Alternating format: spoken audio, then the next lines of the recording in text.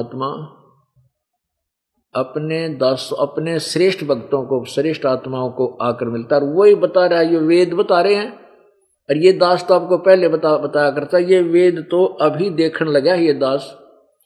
अब ये और रहस्य मिल रहा है, रोज नई नई खोज इनमें हो रही है वेदों में। अब और नई मिल गई है। मनुष्य जैसा भगवान ने बता कसर ना छोड़ी वेदों ने परमात्मा की जो है ना डेफिनेशन बताने में। और परमात्मा कहते हैं कि पहुंचूंगा क्षण एक में जन अपने के काज, और हिरण्यकशिपु जो मार दूं और नरसिंह धर लूं साज, एक क्षण में आ जाता हूं मैं अपने भक्त के लिए। ऐसे ही नानक साहब कहते हैं, नीच जात परदेसी मेरा छिन आवे छिन जावे वे। नीच जात परदेसी मेरा कबीर परमात्मा को कहते हैं कि एक सेकंड में सतलोक से आ जाता है, एक सेकंड में चला जाता है, एक सेकंड के भी कुछ हिस्से में का बनारस से मेरे पास पहुंच जाता है और सतलोक दिखा लाता है। और यही प्रमाण पवित्र वेद बता रहे हैं कि वो परमात्मा कबीर अपने श्रेष्ठ भक्तों को आता है और एक बिजली की तरह सेकंड के अंदर लीला करता हुआ, यानी एक क्रीड़ा माने खेल सा करता हुआ। और परमात्मा की वाणी में लिखा, गरीबदास जी को जो परमेश्वर कबीर जी ने अपना ज्ञान दे दिया, जब वो बताते हैं, है महबूब सलोना वो और संतों नाल खिलौना वो। यानी अपने भक्तों के लिए तो खिलौना, एक सेकंड में जब भी याद करें तभी आकर के हमारे काम ठीक कर देता है। और फिर देखो वो परमात्मा जब आता है तो क्या करता है, अपने ज्ञान का प्रचार करता है।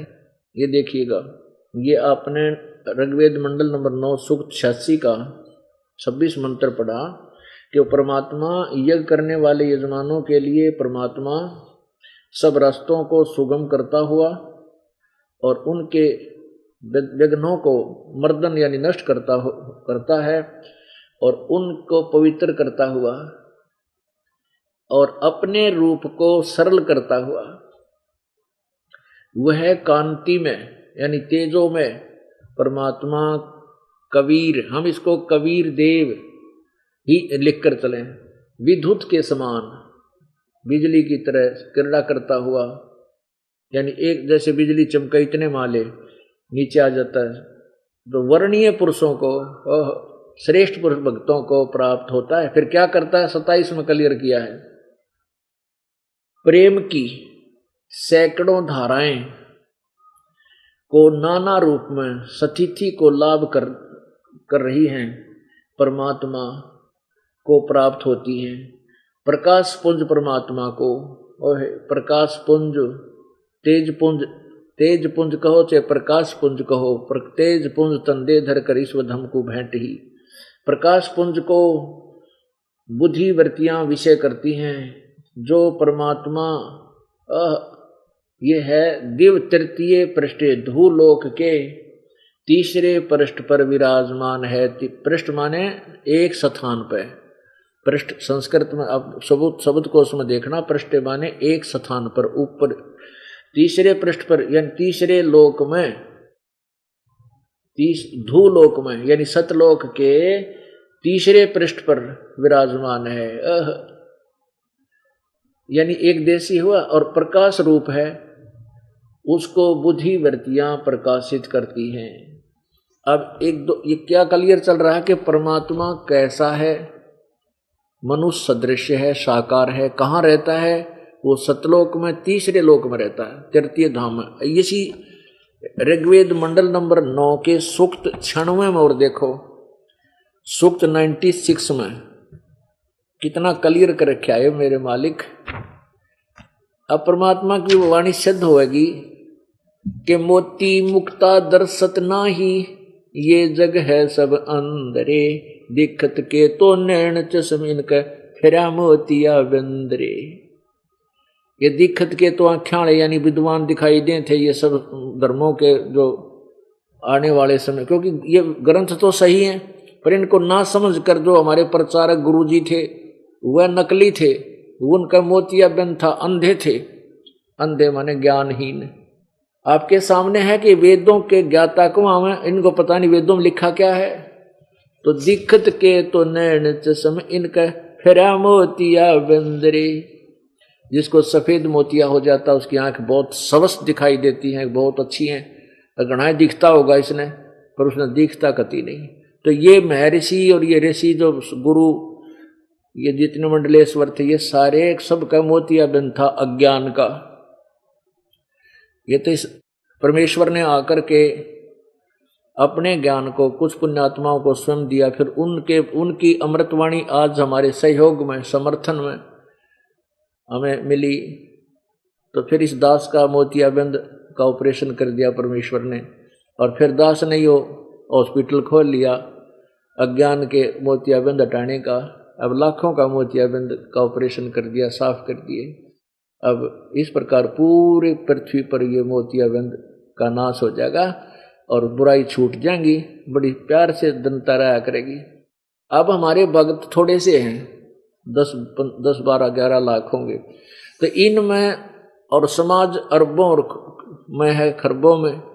तो हम चले हैं सीधी लाइन पर, यानी ठीक चले हैं तो घर का सदस्य कोई बाधक बन जाता है, या कोई रिश्तेदार दुखी करने लग जाता है, यानी कोई न कोई आंट अड़ास हमारी मर्यादाओं को बाधा करता है, तो हम कुछ अशांति आ जाती है। और जब पूरा समाज एक रस हो जाएगा, फिर सभी एक ही लाइन पर चल पड़ेंगे। दुख रहे, ना लड़ाई रहे, ना खींचातानी, ना दहेज लें, ना चोरी करें। दुश्मन समझेंगे दहेज को, देख लेना एक समय ऐसा होगा, क्योंकि वो भार क्यों अपने सिर पर धरे, जो फेर देना होगा। आज मान ले कोई दामाद बनकर और ले रहा है, जोर जबरदस्ती कर रहा है, दबाव देता है, चल आज तक उस लड़की के बाप पर ले लेगा, फिर वो बाप तो उसका दामाद बनेगा किसी जन्म में हैं, और वो बनेगा छोरी वाला, और फिर वो उस पर लेगा। तो परमात्मा जब समझ में आ जाएगी भाई वो बखेड़ा क्यों पैदा करा हमने, एक लेवा एक देवा दूतम को किसी का पिता नहीं पूतम, तो फिर हम हट जाएंगे इस बुराई तक, हमारे हाथ उल्टे आ जाएंगे। और किसी से लेकर के दान, आप दहेज लेकर के यदि धनवान बनना चाहते हो, सपना भी मत लेना, भूल जाना इन बातों को। ये तो आपके ऊपर कर्जा बन जाता है। जिसने अपनी बेटी दे दी, 18-20 साल पाल पोस और पढ़ा के रह गया उसके पास, तो हमारी बुद्धि भ्रष्ट हो रही है। हमने माया माया दिखा है, भगवान नहीं दिखता, ना उसका संविधान दिखाई देता। फिर हमारा मोतियाबिंद हट जाएगा, फिर हमें सब कुछ दिखाई देगा, हम गलत नहीं कर सकते। इस प्रकार समाज में एकदम परिवर्तन आओगा, आप देख लेना। पर इस समय थोड़ा सा लगेगा, क्योंकि यो अज्ञान अंधकार घना फैल गया, और एक यो दास इस गेला टकरा होने वाला, ये उल्टे ज्ञान देने वाले लाखों और करोड़ों ये संत, लेकिन सच्चाई के सामने ये टेक नहीं सकते। और यो ज्ञान परमात्मा का ऐसा है, कबीर जी ने कहा था, और ज्ञान सब ज्ञान डी यो मेरा, कबीर ज्ञान सो ज्ञान, और जैसे गोला तोब का भी करता चला मैदान। अब ये सारे ढहन लाग रहे, इनके बनावटी ऋषि बने बैठे थे, इन सब की पालिश उतरगी। अब देखो, तो इस प्रकार ये एकदम, ये देखिएगा ऋग्वेद मंडल नंबर 9 और सूक्त नंबर 96, इसमें 16 नंबर श्लोक में ये पूछा है कि परमात्मा, यानी प्रश्नोत्तरी ये आपकी है परमेश्वर ने, हे परमात्मन, सर्वोपरि रहस्य श्रेष्ठ जो यो नाम है ना, जो आप तुम्हारी संज्ञा है, ये कहना था, आप उसका ज्ञान कराएं। इसका अर्थ है कि हे परमात्मा, जो सबसे आपका श्रेष्ठ नाम है, इसका नाम माने नाम लिखना था, जो आपका श्रेष्ठ नाम है, यह नाम लिखना था आप, क्योंकि नाम है मूल संस्कृत में, आप उसका ज्ञान कराएं, आपका के नाम है। अब इसमें 17वें में उसका नाम का ज्ञान कराया है कि वो परमात्मा शिशु जगानम हरियंतम मर्जंती सुबंती वहीना मरुतो गणेन कबीर गिरभी काविना कबीर संत सोम पवित्र अत्य तिरेभन। ये कबीर संत सोम, वो कबीर परमात्मा एक संत रूप में आता है। वो कबीर जो है, जो कबीर वाणी द्वारा अपनी महिमा आप पे व्याख्यान करता है, कविताओं के माध्यम से, लोकोक्तियों के माध्यम से, यानी कविताओं से, वो संत कवि, वो संत सोम कबीर, वो कबीर, हम इसको कबीर देव बोल दें, वो कबीर देव है, वो अमर पुरुष, सोम माने अमर पुरुष, जो अपनी कबीर वाणी द्वारा, जो शिशु जगान माने एक मनुष्य के बच्चे के रूप में जो प्रकट होता है, वो परमात्मा अपने बहुत बड़े एक भगत वृंद के लिए अपनी अमृत वाणी, कबीर वाणी, काव्यना माने कविताओं के माध्यम से उच्चारण करता है। वो परमात्मा कबीर अमर पुरुष ही होता है, अपनी पवित्र वाणी को ऊंचे स्वर में बोलता है। इन्होंने क्या किया कि कबीर वाणी को, शिशुओं का अर्थ ठीक नहीं किया इन्होंने, शयति सूक्ष्म क्रोति प्रलय काले जगत दीति शिशु परमात्मा, शिशु परमात्मा, शिशु परमात्मा, उस परमात्मा को, शिशु माने बालक रूप में प्रकट परमात्मा को, जो सदा प्रकट है, यानी जानबूझकर जो प्रकट होता है, यहाँ सतलोक से आता है, जो अत्यंत कमनीय है, उसको उपासक लोग बुद्धि विषयों से उसकी स्तुति, उसके गुणों का वर्णन करते हैं। विद्वान लोग उसी गतिशील परमात्मा का, गतिशील जो सर्वव्यापक है, तो गति के करेगा, वो तो सब जगह है ही, फिर गतिशील परमात्मा का गुणों के द्वारा वर्णन करते हैं।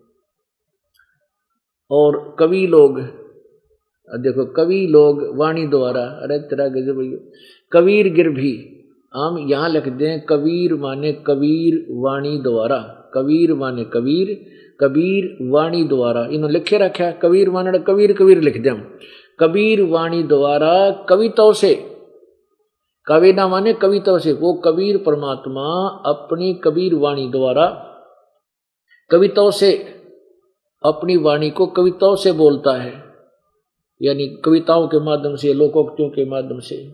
वह अमर पुरुष, सोम पुरुष माने अमर पुरुष, पवित्र, पवित्रम, पवित्र यह परमात्मा सूक्ष्म प्रकृति को रेभन अतिक्रमण करता है, गरजता हुआ, अभी न ऊट पटांग कर रखा है इसका, वो परमात्मा अपनी कबीर वाणी को उच्चारण करके बोलता है जोर जोर से, चारों युग में हम पुकारे कूक कहा हम हेल रे, हीरे माणक मोती बरसे ये जग चुगता ढेल रे। परमात्मा खुद कह रहे हैं कि चारों युग में हमने आवाज लगा लगा कर, रूह के मार मार कर ये सत्य, ये ज्ञान सच्चा बताया। और मेरे संतों ने, जिस संत, मेरे कृपा पात्र संतों ने भी यही आवाज लगाई मेरे वाले ज्ञान की। और ये परमात्मा के सच्चे ज्ञान रूपी हीरे माणक मोती बरसें, इस साधना से आपके इतनी जबरदस्त कमाई हो जाएगी।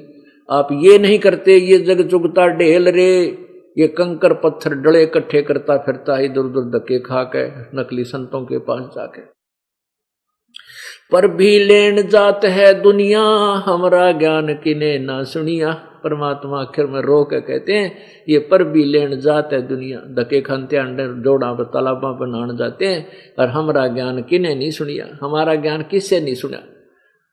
अब ये समय है, अब सुनेंगे आपके परमात्मा आपके ज्ञान को, आपके बच्चे, क्योंकि आपने ये समय निर्धारित किया हुआ है। आगे क्या लिखा है, वो परमात्मा कहाँ रहता है, जैसा कि अभी आपने ऋग्वेद मंडल नंबर 9 सूक्त 86 के मंत्र 26 में लिखा है, संस्कृत में इन्होंने तो उलट पुलट कर रखा था, कि वो सतलोक के तीसरे भाग के एक स्थान पर, पृष्ठ माने एक स्थान पर स्थित है।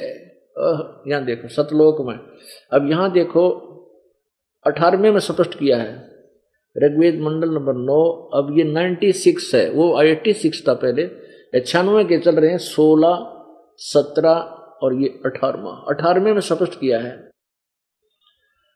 यह है ऋषि मना, ये ऋषिकृत सर्वसा सहस्र अणिथ पदवी कवि नाम, तृतीयम धामम महिषे शिष्य संत सोमो, इसको सोमे बोलते, विराजमानु राजती स्तूप, स्तूप का अर्थ होता है गुम्बज, यानी गुम्बज में, वो तृतीय धाम, तीसरे धाम में परमात्मा विराजमान। इन्होंने अनुवाद किया है, पहले इनका देखेंगे जब जच्चेगी मारा, क्योंकि इनको हम संस्कृत के विद्वान मानते थे।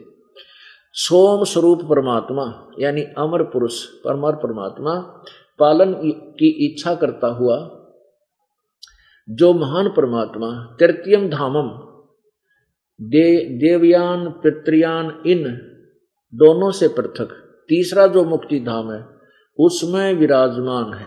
इसमें सीधा लिखना था वो विराजमान है। इन्होंने ज्ञान योगी और अड़ा दिया इसमें। बता इसमें मूल संस्कृत में कितना ज्ञान योगी है, इसमें कितना भी कोई ना।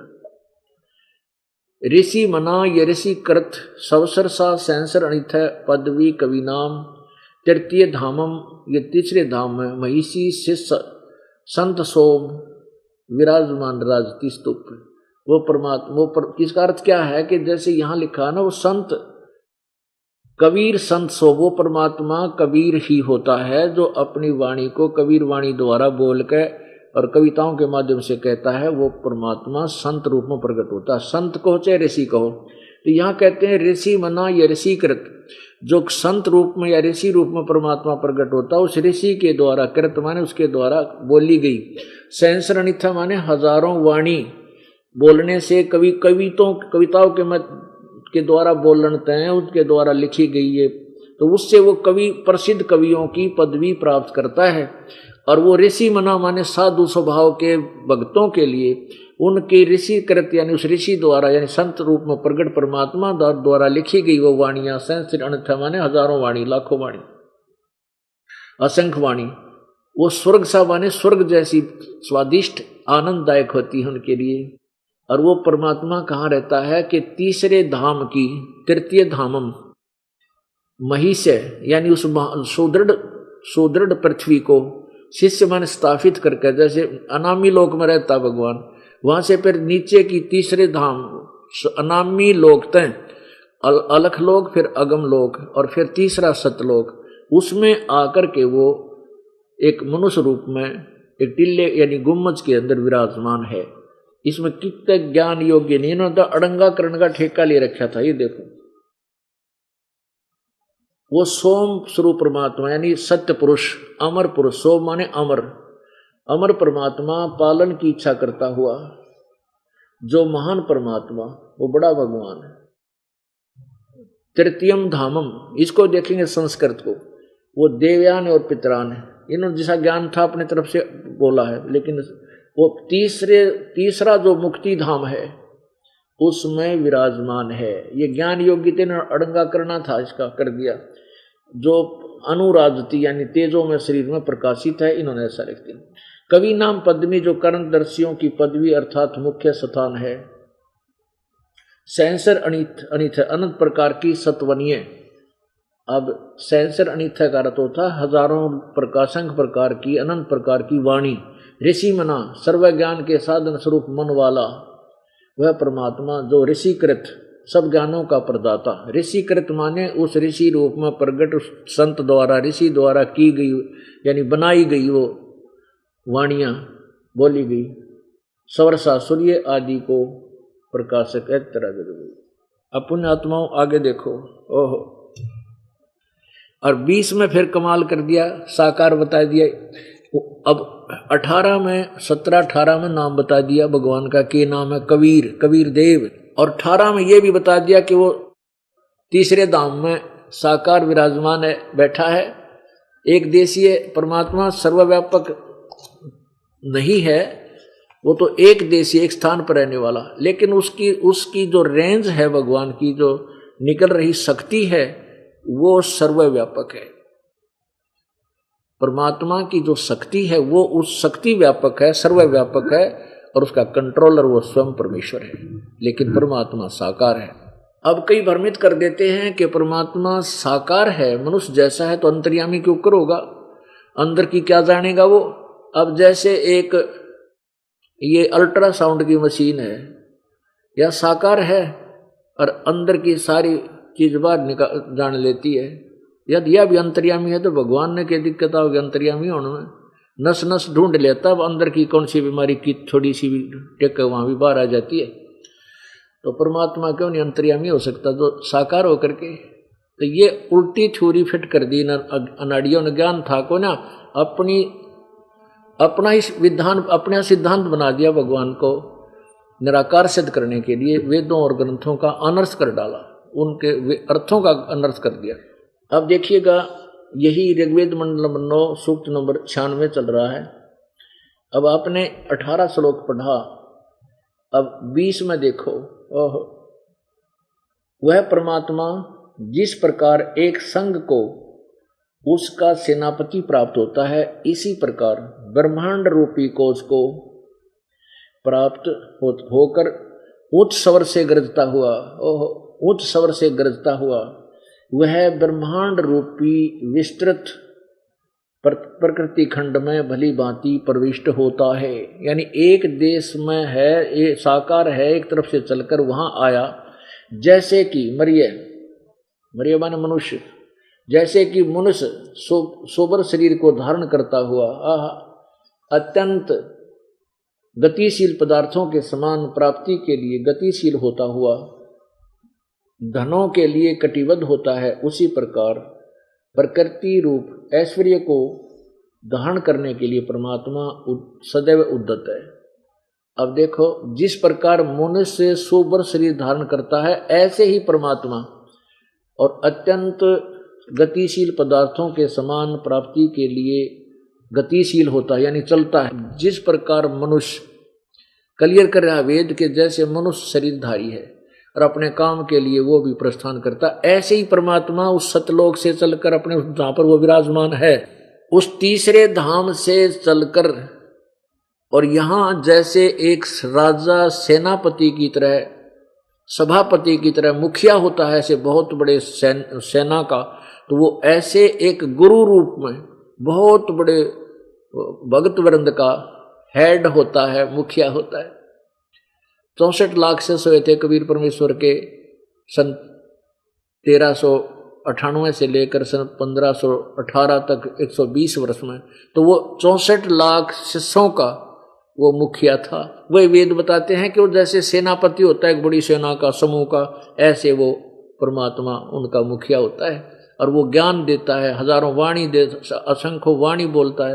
वो वाणी, उनके द्वारा बोली गई वाणी उनके उस भगत वृंद के लिए, उस भगत समूह के लिए अमृत जैसी प्यारी होती है, बहुत प्यारी लगती है उनको उनकी अमृत वाणी। जैसे ये दास आपको परमात्मा की वाणी बोलकर सुनाता, आत्मा गद गद होती है। यह परमेश्वर की बोली हुई वाणी है जो गरीबदास जी को दिया ज्ञान, उस परमात्मा ने अपने कंप्यूटर से, अपने से गरीबदास के कंप्यूटर में इसका फैक्स कर दिया था, डाउनलोड कर दी। अब पुण्यात्माओं, परमात्मा क्या बताते थे और हम उस परमेश्वर को ना समझकर अब आपको दिखाते हैं इसी ऋग्वेद मंडल नंबर 9 के सूक्त नंबर 82 यानी 82 में कितना क्लियर किया है ये परमात्मा। ओए होए, परमात्मा की, परमेश्वर की एक वाणी का आधा हिस्सा भी गलत नहीं कर सिद्ध कर सकता कोई। क्या बोला था मालिक ने? मोती मुक्ता दर्शत नाही, ये जग है सब अंदरे, दिखत के तो नैन चश्मे इनका फेरा मोतिया बंदरे। कितना निर्मल ज्ञान वेदों में लिखा है और इनका मोतिया बंद हो रहा था, ये समझे नहीं और विद्वान कमावा थे। ये देखिएगा परमेश्वर की अमृतवाणी। परमेश्वर ने कहा था कि वेद मेरा भेद है, वेद मेरा भेद है, मैं मिलूं वेदन से नाही, और जौन वेद से मैं मिलूं ये वेद जानते नहीं। अब तो कमाल कर रखा है कि वो परमात्मा राजा की तरह दर्शनीय है। यानी जैसे अभी आपने सुना कि वो जैसे एक बहुत बड़े समूह का नेता होता है, यानी बहुत बड़े अनुयायी बन जाते हैं, उनका मुखिया होता है। अब देखिएगा ऋग्वेद मंडल नंबर 9 सूक्त नंबर 82 यानी 82 मंत्र नंबर 1, इन्हीं का अनुवाद पढ़िए। सोम, सोम का अर्थ होता अमर पुरुष, वो अमर परमात्मा। चलो, जो सर्व उत्पादक प्रभु, अरुषय प्रकाश स्वरूप, सद्गुणों की वृष्टि करने वाला, पापों के हरण करने वाला यानी पाप नाशक, कबीर अंगारी, राजेव राजा के समान, शपथ लिखा संस्कृत में, राजेव राजा की तरह, राजा के समान दर्शनीय है। बताओ भाई, अब निराकार क्यों करोगे? उन्होंने पूछा है नंद ध्यान है और वह पृथ्वी लोक लोकांतरों के चारों ओर शब्दमान हो रहा है। और वर्णीय पुरुषों को, श्रेष्ठ भक्तों को, वर्णीय पुरुषों माने श्रेष्ठ भक्तों को जो दृढ़ भक्त हैं उसको पवित्र करता हुआ प्राप्त होता है। कति तोड़ पाड़ रोग काट रखा है वेदनत है, वही समर्थन परमात्मा का दे रखा है कि वह वर्णीय माने श्रेष्ठ भक्तों को, पुरुषों को जो दृढ़ भक्त होते हैं उनको उसको पवित्र करता हुआ प्राप्त होता है, उनको मिलता है, फिर उनके अज्ञान को साफ करता है। जिस प्रकार विद्युत स्नेह वाला स्थानों को आधार बनाकर होता है, इसी प्रकार उक्त गुणों वाला परमात्मा ने इस ब्रह्मांड को उत्पन्न किया। ये तो इन्होंने उलझा दिया है। इसका अर्थ है कि वो परमात्मा बिजली के समान अपने उस आसादम माने उन स्थानों से, ऊपर के योनि माने आधार से, ऊपर के स्थानों से बिजली की जैसी गति से आकर आता है और यहाँ आवसी यानी यहाँ आकर के, असवी यहाँ आकर के और कुछ समय रहता है।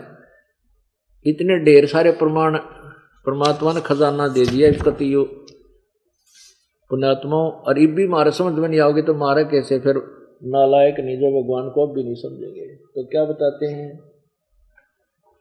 मन माणिक लहर समंदरे मुरजीवा नग सीप न सायर वो निर्मल आनंद कंदरे। मन माणिक लहर समंदरे मुरजीवा नग सीप न सायर वो निर्मल आनंद कंदरे। मोती मुक्ता दर्शत नाही ये जग है सब अंदरे। दिखत के तो नैन चसम इनके फेरा मोतिया बंदरे। ये वाणी परमात्मा की अब आपके समझ में आओगी कि सचमुच ये जितने मैं ऋषिकों थे तो अंधे थे, ज्ञानहीन थे, इनको मोतिया बंद हो गया था सफेद।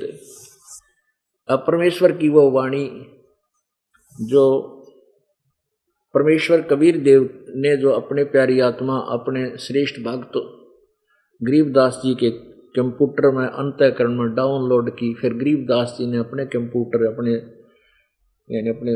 मुखारविंद से उनको बोला, क्या बताया, नर नारायण देही पाके जो कट्या न जम का फंदरे। रतन अमोली दर्शत नाही ढकहवा की जंदरे। कि जिसको यो ऐसा सुंदर शरीर, मनुष्य जैसा शरीर भगवान ने अपने जैसा नर नारायण दे ही पाके, मनुष्य जैसा शरीर पाके, परमात्मा जैसा शरीर पाके, और कट्या ना यम का फंदरे।